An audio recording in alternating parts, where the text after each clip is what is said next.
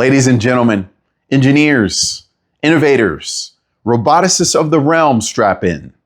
Because today, we're taking flight straight through the cloud of BS that's been clogging up the skies of drone delivery hype for the last decade. Let's rewind the clock to 2013. Jeff Bezos struts onto 60 Minutes, chest puffed out like Iron Man, and drops the mic. Drones will deliver your packages in 30 minutes or less by the end of the decade. The world lost its mind. Twitter exploded. Tech blogs couldn't type fast enough. We were promised skies filled with little robotic angels dropping toothpaste and tacos all over the place. And now it's 2025, and the only thing falling from the sky is investor confidence. Here's the cold truth. Let's call it what it is. Let's call it what it is. We were sold sky-high promises, but got low-altitude reality. Because here's the truth. Drone delivery hasn't taken off like we were told it would. And I'm disappointed. And no, it's not because of a lack of talent. All the roboticists, the coders, the hardware, the freaks, you're building the magic. The problem isn't the engineers. The problem is the reality check, the real world. Let's talk about the obstacles. Let's break it down here. Number one, energy efficiency. Flying is expensive, people. Physics doesn't care about your hype deck. It takes more energy to fly a drone than to drive a robot on wheels. That's the truth. And guess what? We already have vans, bikes, cars, automobiles, delivery bots that can carry multiple packages at once. A drone, one trip, one box, one shot. That's it. That's not delivery. It's an airstrike. Number two, safety and noise.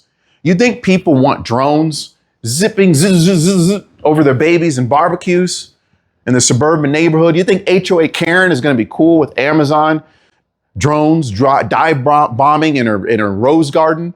No. Drones are loud. Karen's not going to like it. Karen thinks it's sketchy.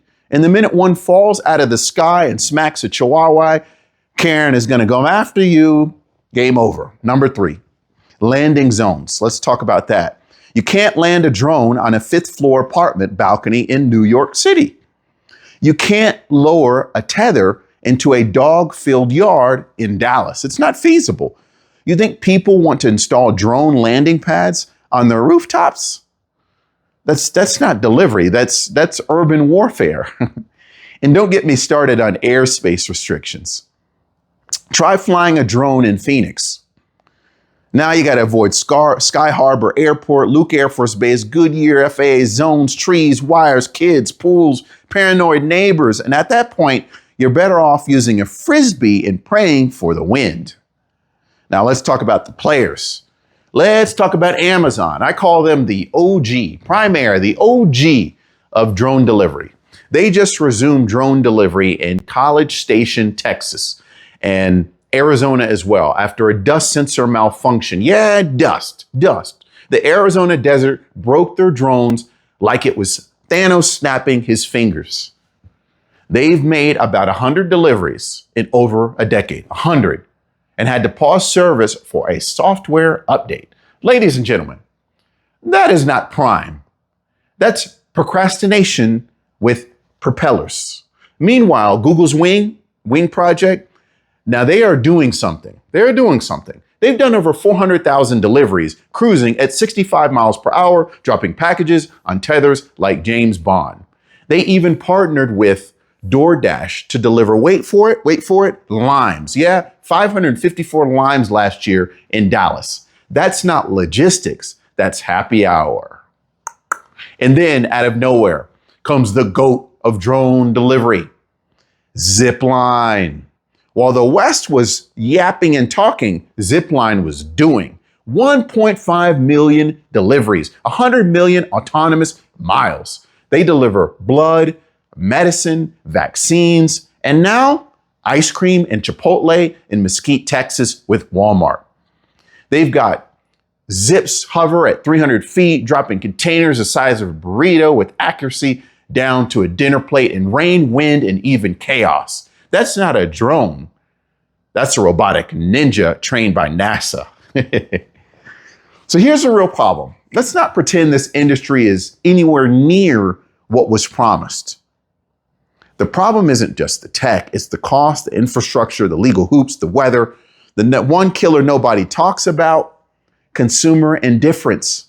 Most people, they just don't care how their stuff gets to where it needs to go.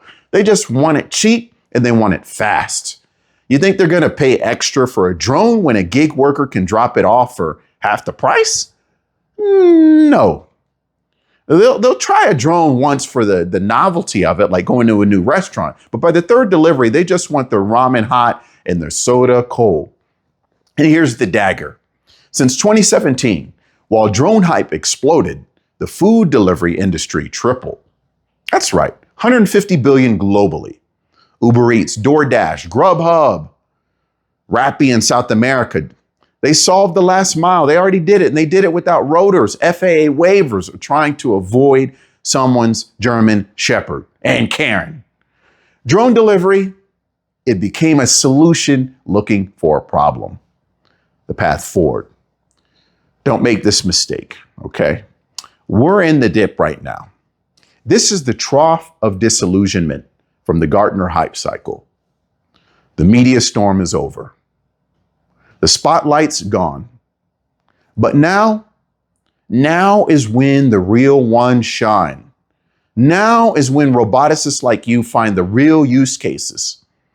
You don't need drones to drop an iPhone in the middle of a yard. You need them to drop insulin in a thunderstorm, to get blood to a remote clinic, to do the things nothing else can. Zipline found that lane. Now it's your turn. Build for what drones must do, not what's cool, not what's trending, but what only drones can do.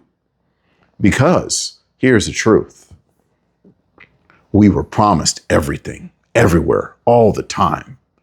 And what we got? A niche, a purpose, a mission. And that might be the real win. So to every robotics engineer out there, forget the hype. Forget the hype. Forget the hustle. Forget the scams. Ignore the hoax. Design for the impossible. Deliver for the undeniable. And let the sky be your lab. Sky high promises, we're not falling for them anymore. Now we're building the ones that actually fly. Keep building. Automatic Addison.